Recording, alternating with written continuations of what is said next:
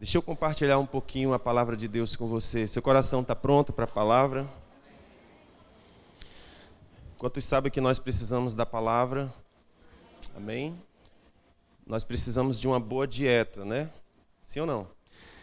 E essa dieta, ela inclui oração, ela inclui palavra, ela inclui adoração, ela inclui relacionamento com os irmãos. Amém? Existem algumas pessoas que dizem que são da graça de Deus. Eu sou da graça, né? Eu acredito na graça. Isso é muito bom, porque existem dois modos da gente se relacionar com Deus. Um é através da lei e o outro através da graça. E com relação à lei, o Senhor manda que a gente jogue fora, né? Jogue fora. Essas ilustrações estão falando acerca de Esaú, de Isaac e Ismael, né? Ismael sendo o filho da escrava, o Senhor disse, joga fora, porque o Ismael não vai herdar com o filho da promessa, que é Isaac. Isaac é uma figura de Jesus. E toda a herança de Abraão foi dada a Isaac, não para os demais. Abraão teve vários filhos, mas quem recebeu a herança foi Isaac, não foram os demais. Os outros receberam bens, mas não a herança. Curioso isso, né? E isso é uma figura para nós, porque nós podemos servir a Deus nas duas bases. Eu vou me relacionar com Deus na base da lei e vou me relacionar com Deus na base da graça. A herança foi dada para os que estavam em Isaac, em Jesus. Sem Jesus não há herança. Amém? Se relaciona com Deus e tudo, mas não há herança. Não há herança. Mas não é sobre isso que eu vou falar. Eu gosto muito de falar sobre essas coisas. Mas eu estou dizendo apenas porque há algumas pessoas que dizem, eu sou da graça. E isso é muito bom. Mas qual é a característica de quem realmente está na graça? É quem distribui graça. A principal característica de quem está na graça é que esse alguém que está na graça, ele distribui graça. Ele recebeu graça e graça ele dá. Jesus disse, recebeste de graça dai, né? Aliás, o Evangelho fala assim, recebeste de graça dê. Então, aquilo que nós recebemos de Deus, há uma intenção de Deus que a gente passe isso para as pessoas. Isso é interessante porque muitos que estão na graça, eles não têm condição de se relacionar com outros irmãos. Eles dizem que estão na graça, mas não tem igreja, não se congrega. E não se congrega por quê? Porque é um bando de chato. Os irmãos são tudo um bando de chato. Ei, tu tá na graça? Tu. E cadê a graça que se estende? Não tem? Então se questiona se realmente eu estou na graça ou se eu estou na lei. Porque na lei é que se trata olho por olho e dente por dente. Não estou brigando com vocês, eu estou só pontuando aqui para a gente se perceber, ok? Então, se eu estou na graça e eu não congrego, é estranho, irmão, questione esse fato. Eu não tenho igreja, por que você não tem igreja? Não é? Porque se eu tenho graça, eu tenho que dar graça para os outros. Eu tenho que ter o entendimento da sabedoria do desconto, não é?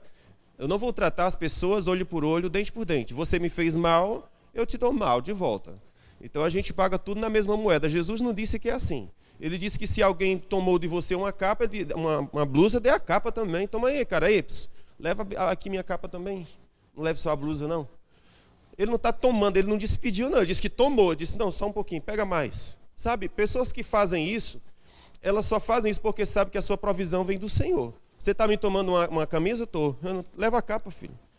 Porque a fonte que dá para mim, ela não esgota nunca. Você está me roubando uma camisa, mas pode levar a capa, porque o Senhor é quem me supre. É diferente, irmão. Então existe graça, sabe? Existe graça.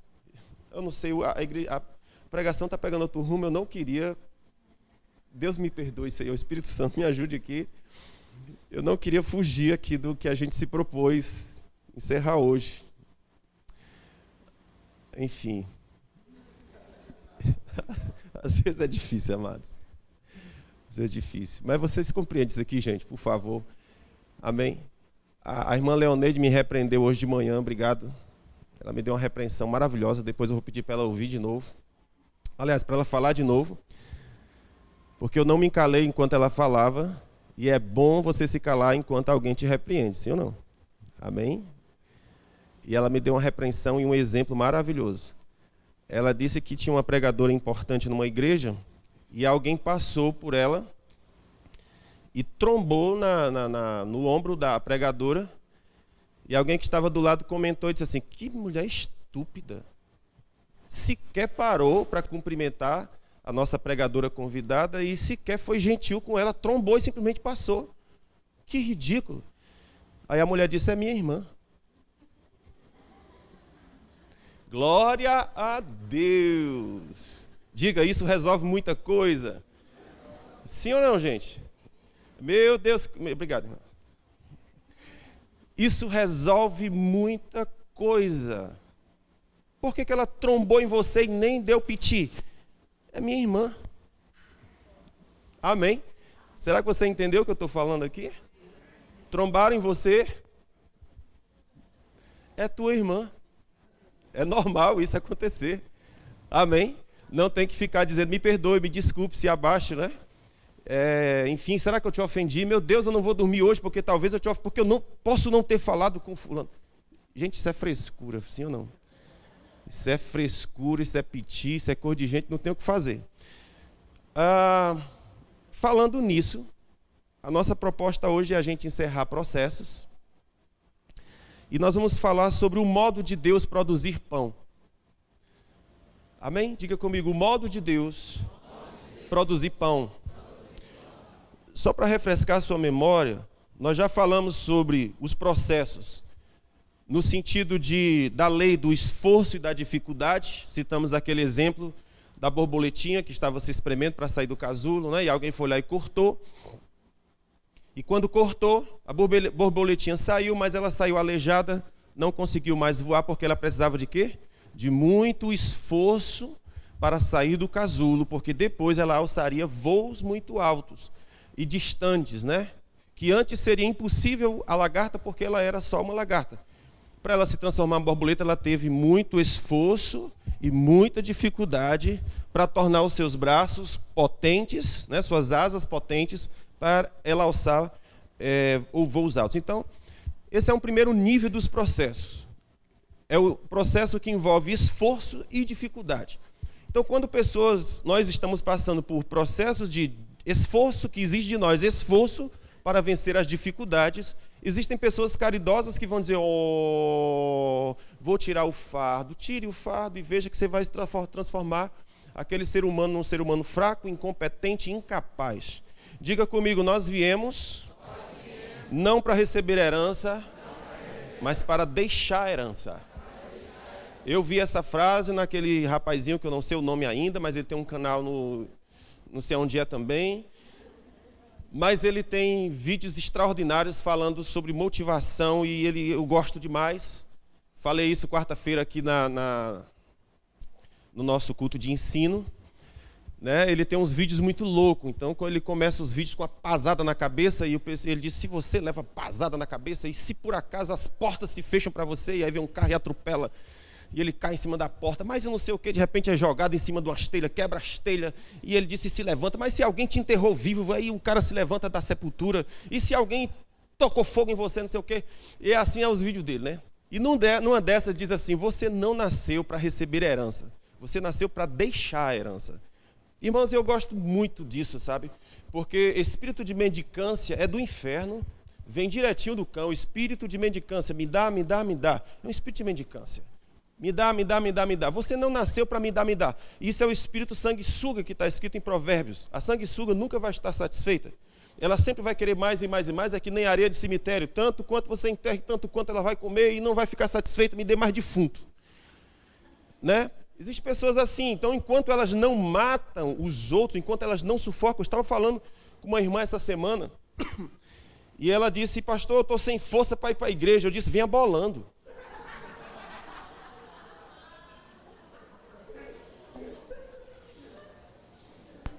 Vinha bolando, irmã.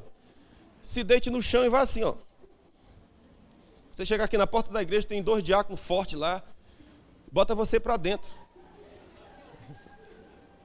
Sim ou não, gente? Gente, a gente tem que parar com frescura, gente. Sim ou não? Parar com frescura, rapaz. Então, não tem. Aí ela falou sobre uma situação que ela está vivendo e que ela está se percebendo sugada. E eu sei que tem ambientes que realmente você se encontra, você é o mesmo, é sugada mesmo.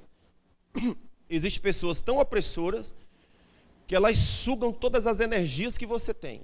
Agora, você não é obrigado a ficar com essa pessoa, você não é obrigado a se submeter a esse tipo de situação. Eu também preciso... Lembra daquela parte que eu falei que muito dos nossos sofrimentos é porque nós não lideramos. Poxa vida, se alguém está me sugando, tu vai fazer o quê? Não, continue aí, bote o canudinho, sugando a tua alma, tuas energias, teus sonhos, e tu lá. Tá, vai fazer o quê, pelo amor de Deus? Cadê a parte da liderança? Que você se levanta e chuta e derruba e quebra e pá, e vive a sua história. Ok? Então, irmã, venha bolando. Está desanimada, tudo. Então, nós falamos sobre os processos. Processos no sentido da lei do esforço e da dificuldade. Precisamos vencer, irmãos. Então, esse conceito de que você não nasceu para receber herança. Você recebeu para deixar, pelo amor de Deus. Essa consciência, eu vou passar pela vida para deixar herança. Não é para receber. Ou se meu pai fosse rico. Eu já passei por isso. Se eu tivesse nascido, se meu pai fosse rico. Se meu pai pudesse pagar meus estudos, se meu pai pudesse bancar enquanto eu me profissionalizava. Eu não tenho, eu não tive. E aí, vai fazer o quê? Aí o Senhor disse para mim isso assim, tá, você vai ficar nessa conversa até quando? Porque enquanto nós ficarmos com essa conversa, Deus não se move. Amém? Deus só vai se mover no dia que eu chegar e disser, Senhor, essa é a minha história, essa é a minha condição. Eu amo, estava falando para os irmãos essa semana, estou amando falar sobre o livro de Jó, mas há um caso específico que eu amo na história do livro de Jó, é que no final do livro o Senhor vai chamar um homem doente, dos pés à cabeça, pobre, falido, sem família, com todas as características de uma pessoa que está sendo castigada por Deus. Eu disse todas as características, eu não disse que estava, ok? Tudo indicava que ele estava sendo ferido de Deus. E o Senhor pega exatamente esse cara e diz, ora pelos teus amigos.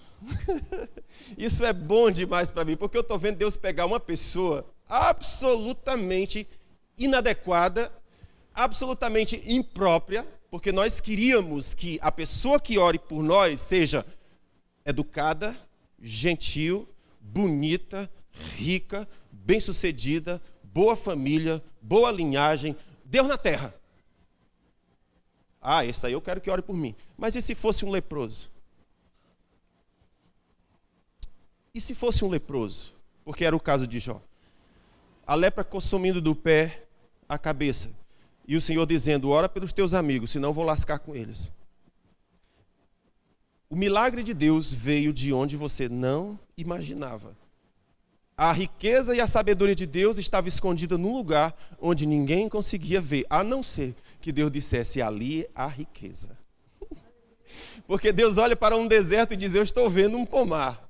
Deus olha para o deserto e diz, eu estou vendo suprimento. Deus olha para o deserto e diz, eu estou vendo socorro. Eu estou vendo proteção. E você olha e só vê areia quente e serpentes venenosas correndo de um canto para o outro. Você diz, não estou vendo isso não. Você vai passar por esse lugar porque eu estou vendo coisas excelentes. Amém?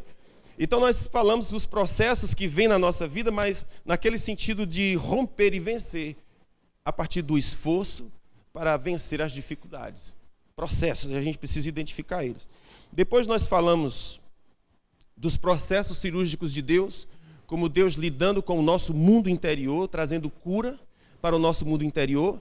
E nesse sentido Deus trata tanto o opressor quanto o oprimido. Para o opressor, nós falamos sobre o remorso. O remorso é um jeito da pessoa lidar com a sua dor e através daquela dor ele buscar socorro e ajuda. Remorso. Que não deixa a pessoa dormir de manhã, nem de tarde, nem de noite, e tem espinho na cama. O remorso. E o remorso é do opressor, é o processo do opressor. Mas existe o processo da vítima, que é o processo do ressentimento. E Deus trata tanto um quanto o outro. A vítima, ela fica ressentida. E o opressor, ele fica com remorso. E Deus faz o seu processo cirúrgico com um e o processo cirúrgico com o outro. Amém? Nós vimos isso na semana passada. E hoje nós vamos falar sobre o processo de Deus produzir pão. Deus dá semente ao que semeia e pão para alimento, né? Está escrito assim no texto. Então, existem pessoas que são semente, existem pessoas que são pão. Estão aqui comigo? Existem pessoas que estão no nível da semente, existem pessoas que estão no nível do pão. Olha, observe isso aqui para mim, irmãos. Amém? Semente. Deus tem um modo de produzir pão. Isso é chamado de tribulação. A palavra tribulação, ela vem da palavra tribulum. Abra sua Bíblia aí em Isaías capítulo 28.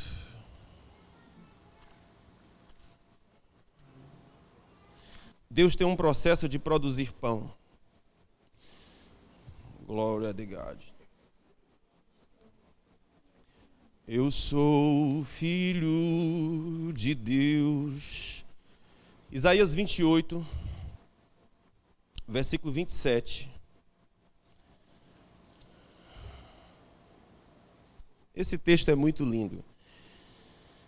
Deixa eu ler para com vocês a partir do versículo 23. Posso ler? Inclinai os ouvidos e ouvi a minha voz. Escutai e ouvi o meu discurso. Porventura lavra continuamente o lavrador para semear? Ou está sempre abrindo e esterroando a sua terra? Não é antes assim?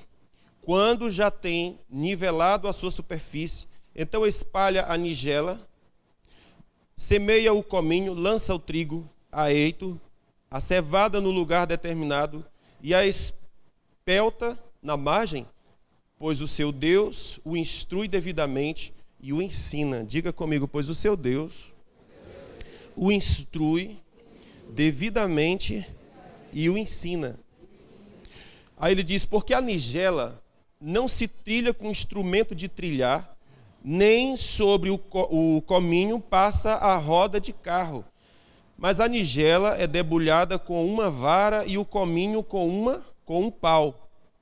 Acaso é esmiuçado o trigo? Não. Não se trilha continuamente, nem se esmiuça com as rodas do seu carro, e os seus cavalos não se esmiuça. Até isso procede do Senhor dos Exércitos, que é maravilhoso em conselho e grande em obra. Por favor, repete essa parte. Até isso procede do Senhor dos Exércitos, que é maravilhoso. Aleluia. E tudo isso procede do Senhor dos Exércitos, que é maravilhoso em conselho e é grande em obra. Inclinai os ouvidos e ouvi a minha voz, disse o Senhor. Escutai o meu discurso. O que a gente vê nesse texto que nós estamos lendo, particularmente no versículo 27 e 28?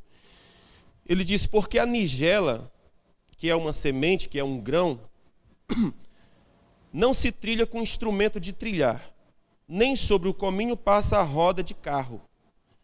Até a nigela se debulha com uma vara e o cominho com um pau. Acaso se esmiuça o trigo? Não, não se trilha continuamente, nem se esmiuça com as rodas do seu carro e os seus cavalos não se esmiuça. Isso procede do Senhor e isso é sabedoria. Amém? Do que é que nós estamos falando aqui? É sobre o processo de produzir pão. Isso é de onde vem a palavra tribulação, que vem da palavra tribulum. Tribulum é o processo de gerar e de produzir pão. Então você observa que todo o processo de produzir pão, ele é um processo de rasgar, de violentar. Ok? Preste atenção. Todo o processo de produção de pão, ele começa com um processo de esgarçar, de destroçar, sabe? É sempre assim. Então, se você lembra, o agricultor que vai plantar, ele começa arrancando toco, não é? Depois ele remove pedras, depois ele puxa o mato para fora, depois ele rasga a terra. Percebe que todo o processo é um processo de violência. Ele não chega para a terra e diz assim, ô meu amor, tudo bem, bom dia, você é tão linda e maravilhosa, permaneça como você sempre esteve, porque tudo está bem. Pode ser. Mas aí você vai ter que definir se você pretende ser pão ou semente. Se pretende ser semente, o máximo que vai acontecer é que vão te comer e acabou a conversa. Ok? Mas o processo de gerar pão, ou então a semente vai servir para ser guardada, né? Porque toda semente que for produzida com o propósito de gerar pão, ela vai passar por estresse, ela vai passar por tribulação, ela vai passar pelo tribulum, processo de produção de pão. Ok? Então, a gente pode escolher ser semente ou a gente pode escolher ser pão. Deus dá pão para comer e dá semente. Aqui eu estou aplicando num sentido diferente. Se eu for só semente para ser guardada e protegida, beleza. Mas se eu for semente com a ideia de produzir pão, vai ter processo. Amém? E Deus tem um processo estranho, esquisito, de produzir pão. Porque existem pessoas com muita fome. Existem pessoas famintas. E elas estão esperando por pessoas, porque Deus transforma pão através de pessoas. Olha que coisa curiosa. As sementes que Deus vai produzir pão são pessoas. São pessoas. Essas pessoas, elas vão carregar alimento do céu. E todas essas pessoas, elas terão passado por processos de produção de pão. Isso é o tribulum. E aí Deus coloca o seguinte, você percebe que uma semente, para você remover ela, você só dá uma varadinha, puf, assim, puf. Você dá uma varadinha, a semente cai. Ela é um tipo de semente, mas tem outra semente que não é assim. Ela já é mais difícil de ser colhida. Ok? Ela já é mais difícil de ser colhida. Ela já não precisa mais de uma leve pancadinha. Ela precisa de um outro processo mais estúpido, mais grosseiro, para poder remover aquela semente do pé, onde ela está grudadinha. Então Deus disse, há processos diferentes para um e há processos diferentes para outras. Existem sementes que você tira o grão de dentro da casca com pau. Já tem outras que você precisa botar no fogo, para que o fogo dilate e a casca saia e a semente que está dentro venha para fora. Eu não sei se você está entendendo o que eu estou falando aqui, mas eu estou falando de nós. Amém? E Deus está usando aqui em Isaías 28 exatamente essa ideia do que acontece no processo de produzir pão. É a mesma coisa que acontece conosco. Existem algumas pessoas que para Deus tratar é muito fácil. O Senhor só dá uma pancadinha e ela diz, eu já caí, Senhor. Aleluia. Estou aqui. Estou pronto, Senhor.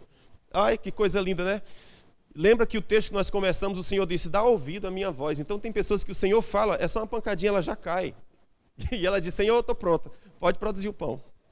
Mas tem outras que o Senhor sacode, que o Senhor derruba, que o Senhor passa carro, que o Senhor passa boi, que o Senhor passa trailer. E ele não cai, ele não se rende ao processo do Senhor de produzir pão. E continua brigando com Deus, e brigando.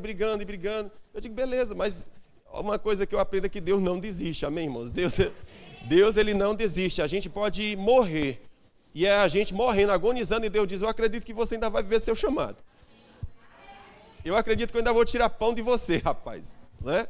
E o cabo descendo a sepultura, e Deus dizendo, eu acredito em você. Na hora que fechou os olhos, o Senhor diz, vai rolar não. Né? Já passou as estações, e nenhuma das estações foi possível acessar você. Ok? Porque, amados, Deus tem um jeito, Deus é muito humilde. Eu estava dizendo nas quartas-feiras que Deus não existe, Ele é tão bom que Ele não existe. Né? Você entende isso aqui que eu digo? Rapaz, fulano é tão gente boa que... Não existe. Deus jogou a forma fora. A mesma coisa eu falo acerca de Deus. Rapaz, Deus não existe. Porque Ele é muito humilde. Irmãos, Ele é dono do universo, tudo partiu dEle. E Ele chegar e dizer assim, eu estou esperando que você dê uma resposta. Não é? Eu estou dando umas pancadinhas aqui na árvore para ver se o fruto cai. Não é? Mas está difícil cair, e Ele está sempre esperando que você decida sair lá de cima, cair no chão e se render, e deixar que Deus faça o que Ele quer fazer. Amém?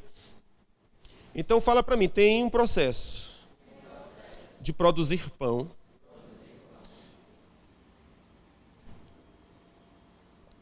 E esse processo ele é dolorido. Então ele começa com o processo do plantio, preparando o solo, é dolorido. Existe o processo... Depois que o grão é colhido, existe o processo de produzir o pão a partir do grão. Todos os processos são violentos. Todos os processos envolvem dor, ok? Todos. Não existe um que não seja dolorido. Todos são doloridos. Então a semente, nós que morávamos no interior, a gente tinha família, por exemplo, que tinha 24 homens, né, na família. Era tudo negro. E era uma cena engraçada, porque às vezes a gente estava plantando algodão e quando a gente olhava assim para o roçado deles, o algodão tudo branquinho, né? E os 24 homens dentro daquele roçado, você não imagina que cena mais maluca é aquela. E essa família, para se sustentar, para poder preparar a merenda, o café da manhã, eles se acordavam 4 horas. 4 horas, para começar a moer o milho, né? A mãe colocava o milho de molho na noite anterior. Quando era de manhãzinha, eles acordavam e começavam a moer o milho. Depois que moía o milho, ia peneirar o milho. Depois que peneira o milho, bota o xerém para um lado e colhe a outra coisa do outro lado, faz o cuscuz e do pozinho que sobrou faz um mingau, faz uma coisa. Mas isso é o processo de produzir pão. Então, quando era lá para 7 horas, mais ou menos, lá estava o cuscuz pronto e o café pronto, os homens comiam e iam para o seu roçado trabalhar. Mas eu estou chamando sua atenção porque esse é o processo de produzir pão. Existe o processo de moer, existe o processo de peneirar, e depois que fez esse processo, nós vamos para a cuscuzeira. E a cuscuzeira é mais um processo ruim, porque o milho vai levar fogo, não é? Vai levar fogo de baixo para cima, então não é um processo confortável. Estamos juntos aqui? Então eu quero que você observe uma coisa muito interessante, porque Jesus falou assim, como foi que ele falou? Ele disse, tira, não é, a trave, deixa eu ver se eu encontro aqui, ele disse, tira a trave do teu olho, para que você possa ver o argueiro que está no olho do teu irmão, não é assim? Tira a trave que está no teu olho, para você enxergar o argueiro que está no olho do teu irmão. O que Jesus está dizendo é que se eu não lidar, não sei nem como é que se conjuga essa palavra, lidar, não sei. Se você não tratar esse processo de lidar, de tratar as suas linhas, você não tem como tratar o argueiro do olho do outro irmão. Ok? Ou seja, é quando nós vencemos as nossas dificuldades, é quando nós vencemos os nossos desafios, que você está se tornando especialista para tratar o argueiro que está no olho do outro irmão. Ok? Porque se eu não passar pelo processo de produção de pão, eu não vou entender o sofrimento e a dor do outro. Então, quando eu for tratar, eu vou tratar com desumanidade. Isso, amados, é diabólico. Nós vamos aprender no livro de Jó sobre a sabedoria dos conselheiros. Existe um tipo de conselho que Deus abomina. E existe um tipo de conselho que Deus ama. Porque esse é o conselho que vem carregado com o coração de Deus. O apóstolo Paulo disse, se teu irmão pecou, ele disse, vai repreendê-lo com o coração revestido de misericórdia. Porque fazendo isso, você vai salvar o seu irmão e você não incorrerá nos mesmos problemas pelos quais ele passa. Olha só, então o Senhor disse que se eu tratar o outro com misericórdia, se eu tratar o outro com compaixão, eu vou estar livre de passar pelos processos que ele passa. Porque existem muitas pessoas que tratam os outros, quando os outros estão nos seus processos, de maneira arrogante, de maneira impiedosa, de maneira sem misericórdia. E o que acontece? Passa-se os dias, aquela pessoa vai estar enfrentando a mesma situação. E aí ela vai dizer, que droga. Me lembro da minha irmã. A minha irmã era professora, uma mulher forte, que resolvia todas as coisas, né? Lá no interior onde ela morava, ela era assessora do prefeito, do vereador, do síndico, do fazendeiro, dos alunos, dos pais dos alunos. Então, o que você puder imaginar, ela estava envolvida. E ela era essa mulher forte, desenrolada. Pá. Ela vinha visitar a minha outra irmã. E a minha outra irmã estava em processos de traição, processo de uma série de coisas. E estava depressiva. Então, quando ela chega a casa, está o quê? Uma porcaria, sim ou não? Porcaria. Tudo acumulado, tudo amontoado. Não há ânimo para a vida, não há alegria para a vida. Só sai da minha boca murmurações e queixumes. E a minha irmã saudável diz, Maria, quem é que aguenta isso? e pega, arrumar as coisas e tal, e bota aqui, bota acolá, e arruma tudo, e ajeita tudo, e não sei o que, isso é jeito de vida, isso é coisa que se vive dessa forma, e pai, é todo aquele sermão. E a pessoa que está sofrendo fica como? Um lixo, que já estava um lixo, virou 2 vezes mais lixo, né? Passou-se o tempo. E a minha outra irmã também passou por um processo de traição, e esse processo de traição foi tão forte, que ela tomou um câncer, e desse câncer morreu. Mas quando ela estava nos processos de depressão, que ela veio visitar a minha irmã, ela disse, agora eu te compreendo. Vocês estão vendo aqui? Agora eu te entendo. Jesus disse, se você não aprender a lidar com as suas traves, você não vai conseguir ajudar o argueiro do irmão. Então eu preciso tratar a minha dor com respeito. E a dor do outro com respeito, porque a dor do outro é legítima, é real. Você não está na pele dele. E a gente vai se perceber na pele daquela pessoa quando a gente passa pelos mesmos processos. Então a pergunta é, nós estamos prontos para ser semente ou estamos prontos para que Deus nos transforme em pão? Porque quando o Senhor nos transformar em pão, nós vamos ser alimento para os que estão famintos. Eu não sei se você se lembra, mas o profeta Elias, um dia ele estava matando 450 profetas de Baal. Ele era um profeta ousado. Ele era o profeta que gritava e dizia, desça fogo do céu e consuma. Ele era o tipo assim, ele fala, o céu se abre e Deus responde. Poder de Deus. Mas quando ele matou os 450 profetas de Baal, e Rabi disse, vou matá-lo, não vai sobrar nem raiz, nem ramo desse daí, eu vou arrancá-lo, eu vou exterminá-lo da terra. Medo se apossou dele, depressão se apossou dele. E ele foi se esconder debaixo de uma árvore. E quando ele estava debaixo de uma árvore, ele orou a Deus, dizendo, Deus, tira a minha vida. Qual o sentido da minha existência? Ora, escuta, há poucos minutos atrás, era um cara que estava cuspindo fogo do céu.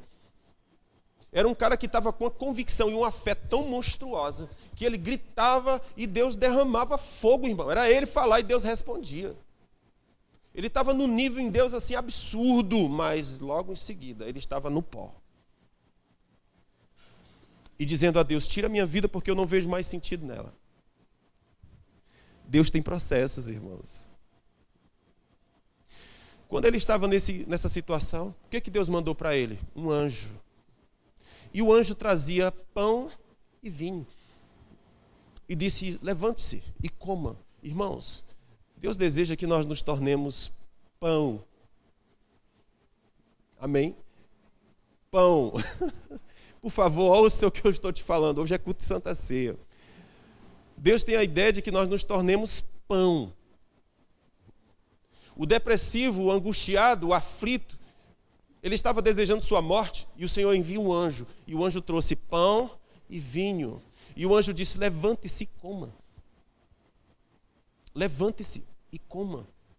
Mas ele não tinha ânimo sequer para comer, porque é assim que acontece quando nós estamos nos nossos processos. Não há ânimo sequer para comer.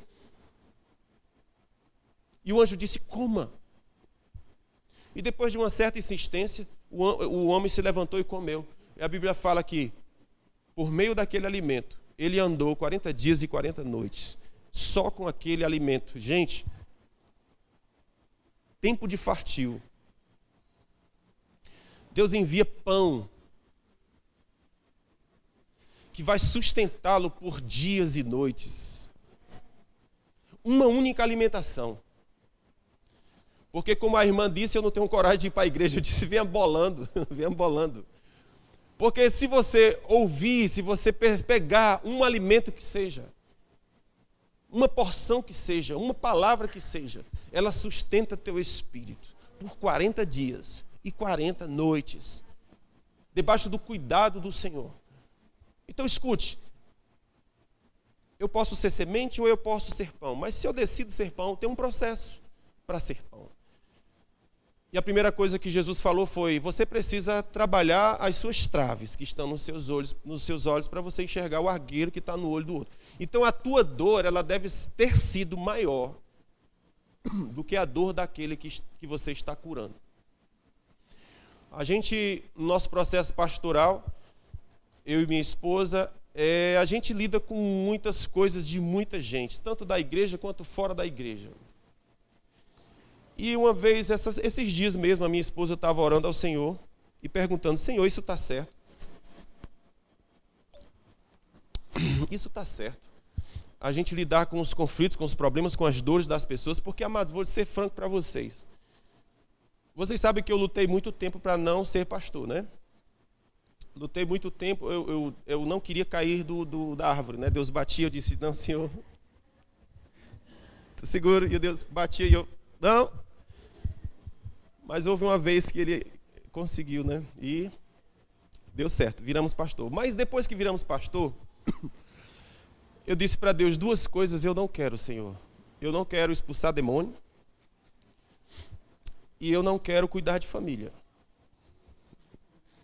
Essas duas coisas, Senhor, nós vamos dialogar aqui, porque a gente escuta alguns testemunhos que as pessoas dizem para Deus o que elas não querem. Senhor, tudo bem, eu vou, mas para a China eu não vou não, né? Tipo assim, para tal canto eu não vou não, fazer tal coisa eu não vou. Mas eu tinha esse negócio dizendo assim: Deus, família não, né? Vamos, deixa só eu pregar o evangelho e tudo, as pessoas vão chegar, vai ser legal. E pronto, aí as pessoas vão para suas casas, vão para suas vidas, vão glorificar a Deus, amém. Mas família, não, né? Pois bem, e o Senhor disse: nós, vá, continue. E aí, nós começamos pregando, tal, vocês que estavam aqui no início da TGF, foi um tempo assim muito lindo, muito especial, eu achei fantástico, quando a gente vê as fotos, o coração, é um tempo fantástico, magnífico, uma multidão de jovens do tamanho do mundo que tinha aqui, alegria e festa, aquela coisa toda, e pá. Foram passando-se os dias, os jovens foram embora. E aí começou a chegar famílias. Eu disse: Senhor, Senhor. E aí de repente meu sermão muda e vira para homem. Figura do homem. Levante-se o homem, conserte-se o homem e Deus conserta a terra. O problema da terra é o homem fora do seu lugar. Assim como o sol funciona se estiver governando durante o dia, assim o mundo funciona se o homem governar durante o dia. E a mulher governar à noite como a lua governa à noite. Um governa um período, o outro governa o outro. E ambos estão numa sincronia perfeita. Se a lua se atrasar, o sol se lasca. Se o sol se atrasar, a lua não vai cumprir o seu propósito. Elas precisam andar numa sincronia tão perfeita. E o Senhor vai gerar governo de dia e governo de noite. E as marés e os peixes e a terra vai estar em perfeita sincronia com aquilo que, sabe? Então tudo estava... Aí o Senhor começou a trazer essas palavras de: Senhor, misericórdia, ajuda nós, né? E aí começamos o processo de pregar para homens e tal. Eu pesquisava e buscava: meu Deus, tem mais alguém ensinando sobre homens? E eu não encontrava ninguém falando sobre homens. De repente surgiu um turbilhão de gente falando sobre homens e tal.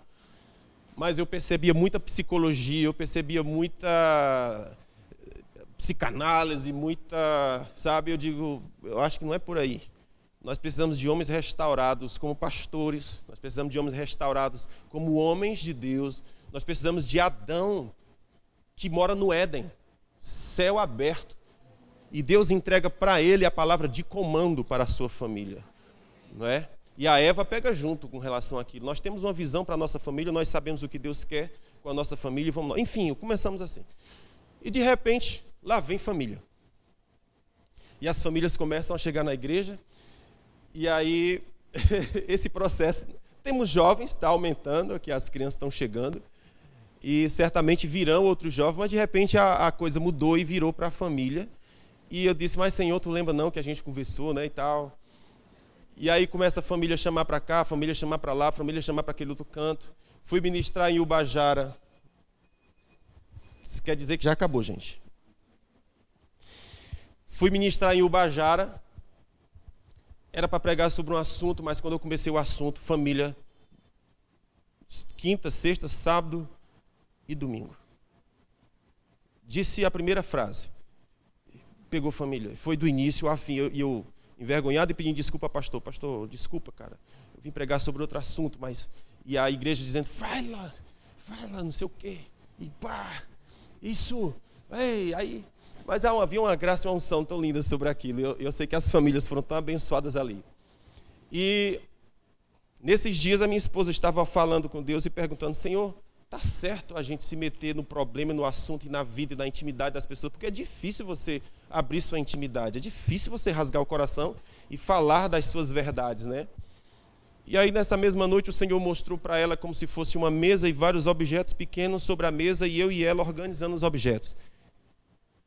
E por trás de nós,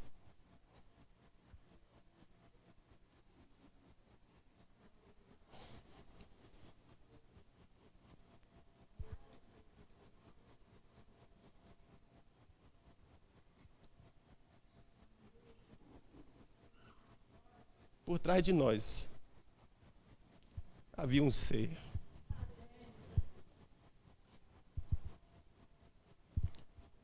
E Deus estava deixando claro: você mexe com as coisas pequenas. A outra parte é comigo.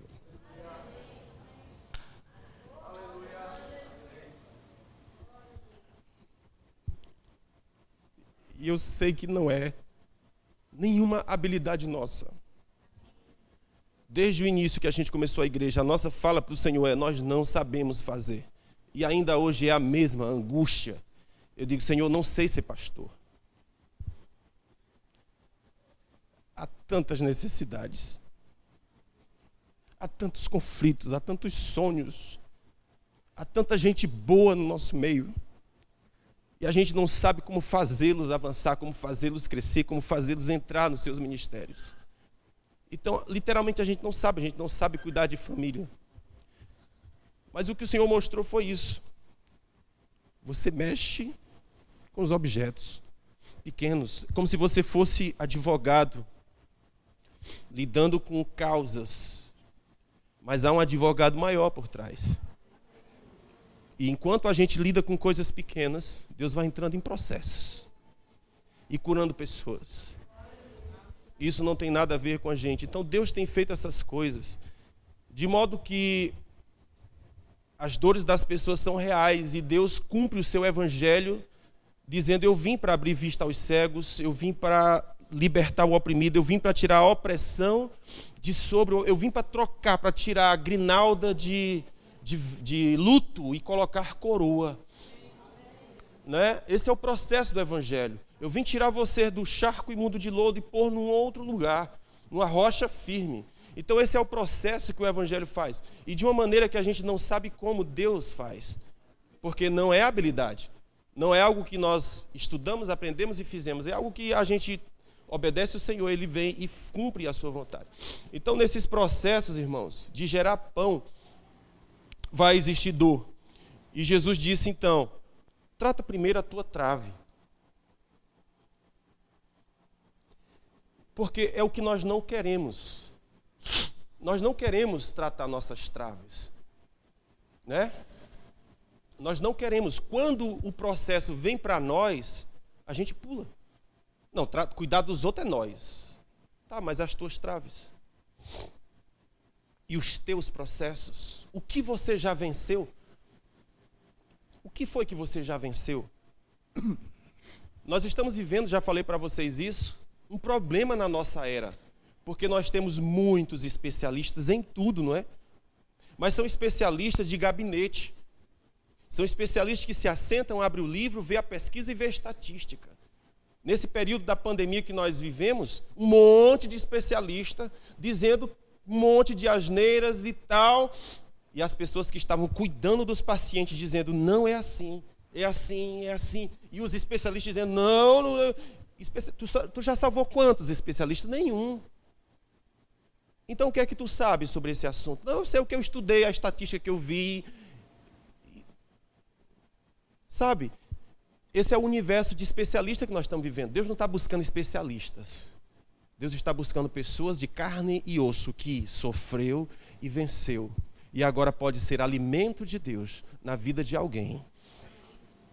Perceba, irmãos, que Deus não tem o interesse de alguém estar sofrendo e você chegar a enfiar o dedo na ferida e dizer: você é um desgraçado, você não sei o quê, isso é por causa do teu pecado, isso é por causa... Sabe? Deus não está buscando pessoas assim, Ele está buscando pessoas que alimentam o que está faminto. É Ele ter um dedo de prosa com você e sair dali dizendo, eu estou vendo a minha vida diferente. Eu estou vendo uma expectativa no fim do poço. Eu estou vendo uma oportunidade de eu mudar a minha história. Há uma garra agora dentro de mim que eu não tinha antes. Ele comeu. Ele comeu. Ele se alimentou a partir daquela conversa. Ele saiu alimentado, ele saiu suprido. Porque a falta de pão dentro dele mantinha ele tão fraco, tão suscetível. Eu estava no primeiro Quero Te Ver que nós fizemos, 2013 eu acho, não me lembro, 2013. Nós estávamos passando um processo muito estranho, que nós tínhamos acabado de assumir, de começar a pastorear a igreja, e tinha um monte de coisa que a gente não entendia, né? Então a gente passava por processos e a gente, meu Deus, e aquele negócio não saía de cima da gente. Eu e minha esposa. Aí quando foi num dia de tarde, a gente estava se preparando para o Quero Te Ver, a questão de 1 mês, 2 meses antes. O primeiro Quero Te Ver, nós não sabemos como fazer, né? E aí eu me lembro que numa tarde nós fomos visitar a Tonhazinha, ela morava na rua 59, e conversamos um pouco, no final fomos orar. E ela orou, não sei se a gente conversou sobre os processos que a gente estava passando dentro da gente, mas ela orou, e ao orar, eu saí de lá uma outra pessoa, completamente revigorado.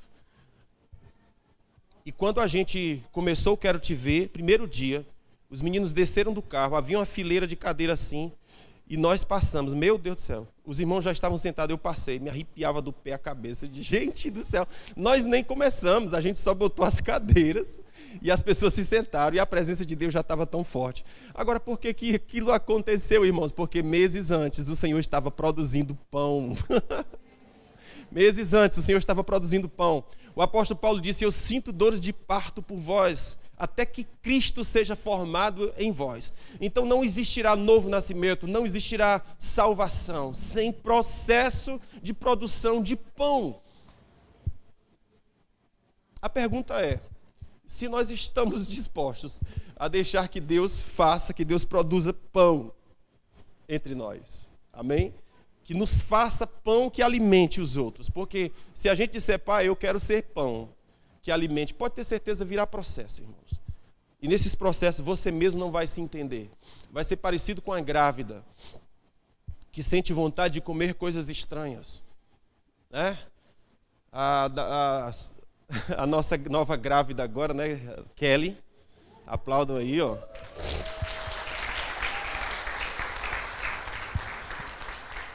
Novo TGF está chegando, nós vamos gerar 10 mil, irmãos, se preparem. Se não vem de um jeito, vem de outro. Mas o Senhor vai produzir TGF 10 mil, aleluia. Tem muitos úteros férteis aqui. Então Davi e Kelly estão grávidos. E a gente estava na reunião de casais, né, para o PG de casal, e ela estava contando a experiência que uma vizinha estava fazendo uma sopa, ela enlouqueceu. Porque ela queria sopa, eu quero sopa. Meu Deus do céu, que sopa é essa? Eu preciso de sopa. Sopa, sopa, sopa. Ligou para Davi, Davi, quero sopa. Traco, compra sopa lá na Avenida 7, em algum lugar que tenha sopa. Davi passou no mercantil, comprou os ingredientes e fez uma sopa para sua esposa. Mas o que eu quero chamar a atenção é que no processo da gravidez você vai ter vontades e desejos que antes você não tinha. E às vezes coisas esquisitas, sensações esquisitas, sentimentos esquisitos. Há uma briga na alma em função do ser que você está gerando.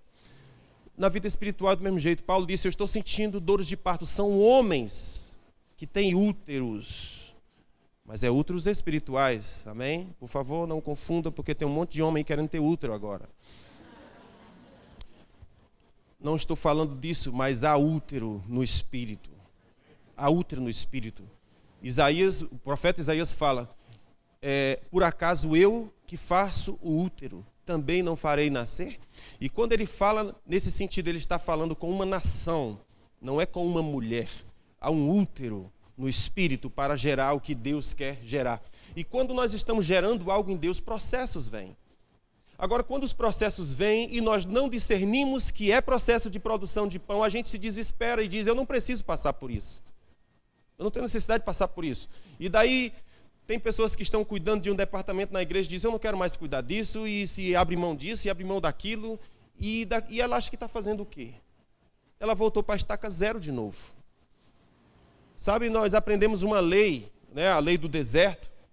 Deus tem uma lei, né? Deus treina o seu povo no deserto. E a lei do deserto, ela diz assim, ou você sai de lá aprovado ou você nunca sai. O deserto tem uma lei. Vamos dizer junto? O deserto tem uma lei. Ou você sai de lá aprovado ou nunca sai. 40 anos Israel ficou rodando no deserto. Estamos juntos? 40 anos. Não saíram do deserto, morreram no deserto. Mas o desejo de Deus era que fosse só alguns dias para transitar entre o Egito e o deserto e chegar na terra da promessa. Era só questão de dias. Amém, queridos? Deus não tem o plano da gente ficar no deserto, Ele tem um plano da gente passar pelo deserto. E no deserto, o Senhor produzir pão. No deserto, você provar os céus se abrindo e o Senhor mandando maná. Não, eu queria acumular maná para a semana toda. Ele disse, não, você acumule só de hoje e creia que amanhã eu estarei aqui de novo. É uma relação contínua de dependência com o Senhor. Deixa para eu encerrar, Levi, pega aqui, vocês voltem para cá. Deixa eu ler com vocês aqui algumas frases que eu anotei. Nós entendemos aqui, irmãos? Amém? Diga, Deus tem um meio de produzir pão. Não saia de vossa boca nenhuma palavra torpe, mas palavra que produza salvação, produza graça aos que o ouvem. Estamos juntos? Não saia de vossa boca, vamos dizer junto, olha para mim. Não saia de vossa boca nenhuma palavra torpe, mas aquela que produz graça para o que ouve. Meu Deus. Então você entende que se eu não vencer meus processos, eu não tenho como ajudar ninguém? Estamos aqui? Você se lembra que José do Egito, ele salvou o mundo da fome? Lembra disso? Vocês lembram? A fome estava vindo sobre o mundo. José teve um sonho. E nesse sonho, havia 7 vacas magras e 7 vacas gordas. Ele viu 7 espigas gordas e 7 espigas magras. Agora eu estou confuso. Foi o faraó que sonhou? O faraó que sonhou.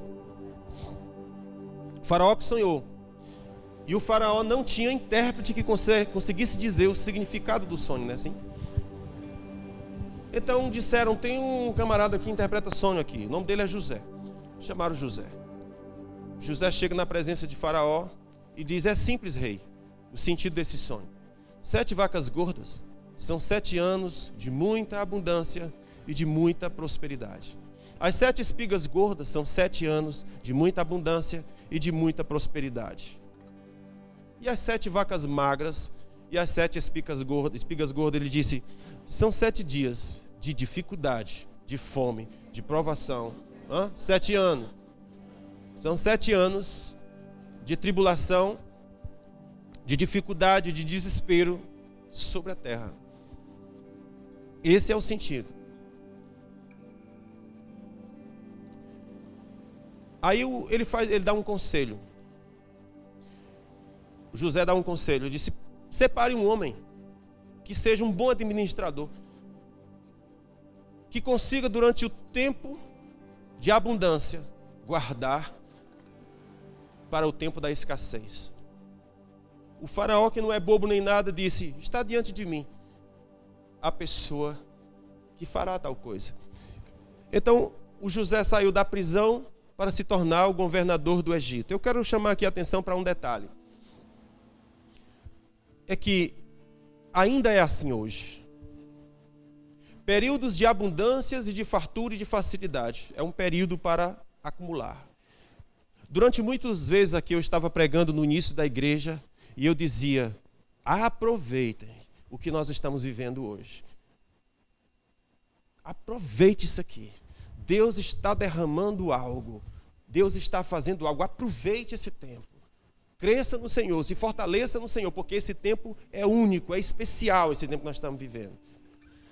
Depois que nós passamos por aquele processo, nós começamos um processo de dor, um processo de tratamento, um processo de angústia, processo de sofrimento, pessoas indo embora, pessoas chateadas, pessoas feridas, uma série de coisas acontecendo. Tempo de você se alimentar e suprir, porque virá tempos em que você vai precisar dessas reservas. Estamos juntos? Haverá tempo que você vai precisar dessas reservas. E esse tempo chegou, irmãos. Amém? E eu penso que Deus já está começando a gerar um outro tempo. Deus já está começando a produzir uma outra estação. Deus é Deus das estações, Ele muda as estações. Agora, o que eu queria mostrar para você é que esse José, que se tornou o salvador dos homens, para que eles não morressem de fome, José precisou passar fome. José precisou passar por processos de rejeição dos seus próprios irmãos.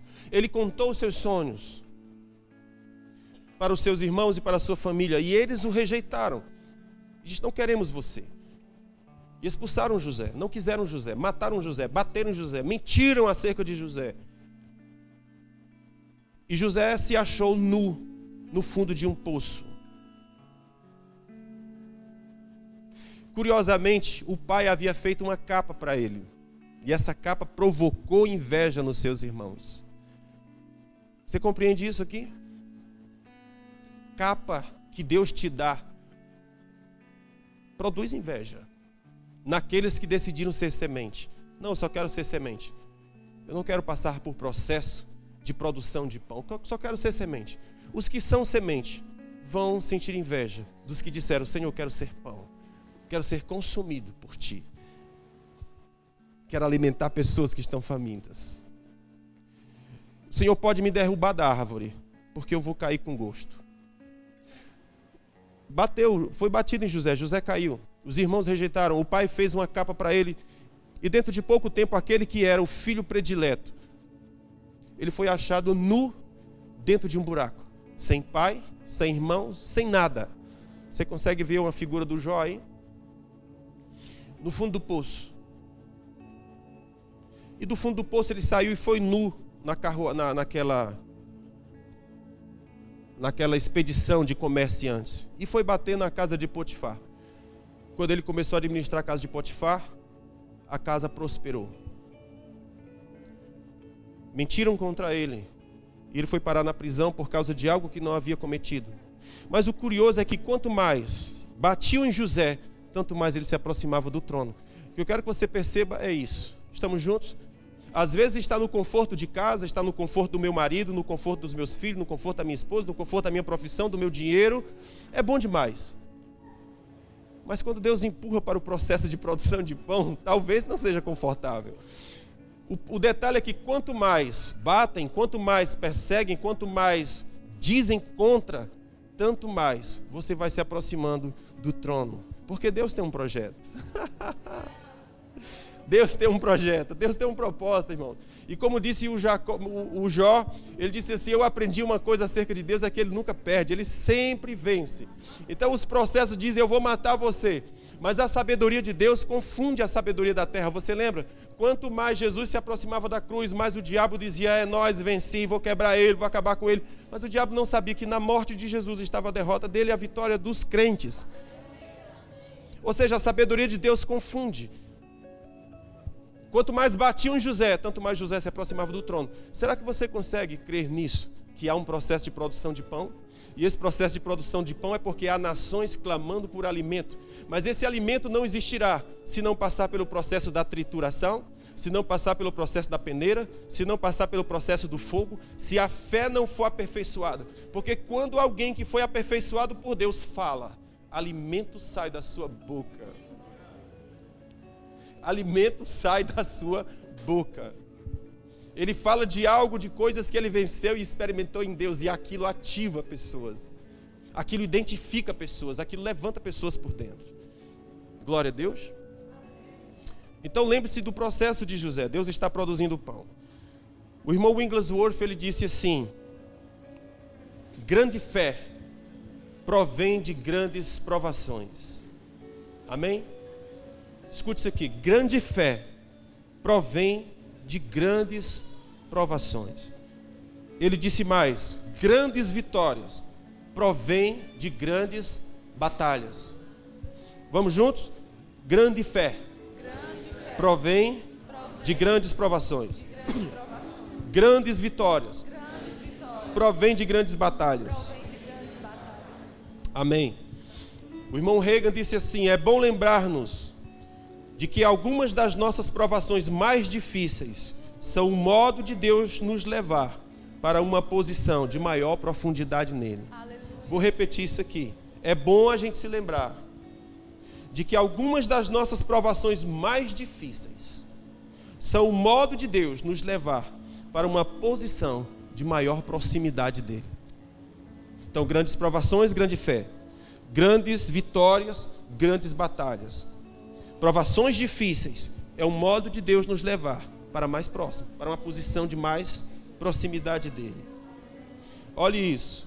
Mas a grande fé propriamente dita, ela vai surgir quando nós colocamos em prática aquilo que nós ouvimos. Escute isso. Grande fé propriamente dita, ela surge quando nós colocamos em prática aquilo que nós ouvimos. Por que ele está dizendo isso? Porque a Bíblia diz que a fé vem pelo ouvir, ok? E o ouvir a palavra. Então a fé vem quando eu ouço a palavra, fato. Ocorre que se eu não passo por provações, quando é que eu vou praticar a grande fé? Você compreende isso? Se eu não passo, se eu não venço, então quando é que eu vou aplicar a grande fé que eu recebi a partir de ouvir a palavra? A grande fé, ela vai surgir quando eu venço, quando eu coloco em prática. Amém? E a oportunidade perfeita de colocar em prática é quando as dificuldades vão surgir. Aí ele diz assim: é possível ficar sentado o dia inteiro e exclamando: Deus suprirá, meu Deus suprirá todas as minhas necessidades, e morrer de fome enquanto vai gritando. Escute isso.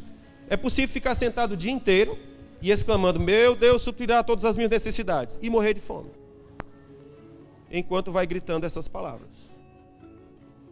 Ok? Por quê? Porque a grande fé, ela vai surgir de fato quando nós vencemos as grandes dificuldades. É quando o gigante Golias se aproxima, é quando o gigante Golias grita. E nós vamos ter que recorrer à nossa funda e ao Deus dos exércitos.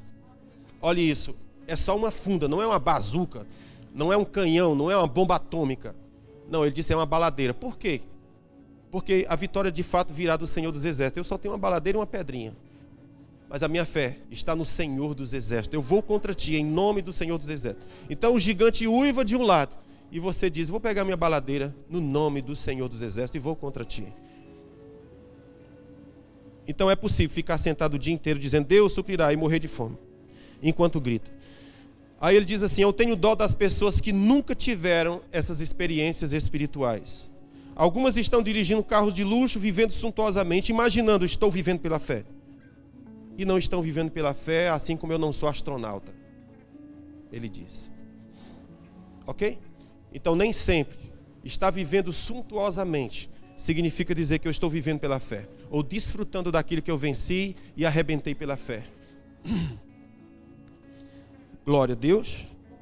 Meu Deus, eu não sei quanto a você, mas estou percebendo algo no meu corpo, e eu sei que Deus deve ter mexido alguma coisa em nós hoje, amém? Amém. Então quando você estiver passando por processos, dê glórias a Deus. Aleluia. Dê glória a Deus.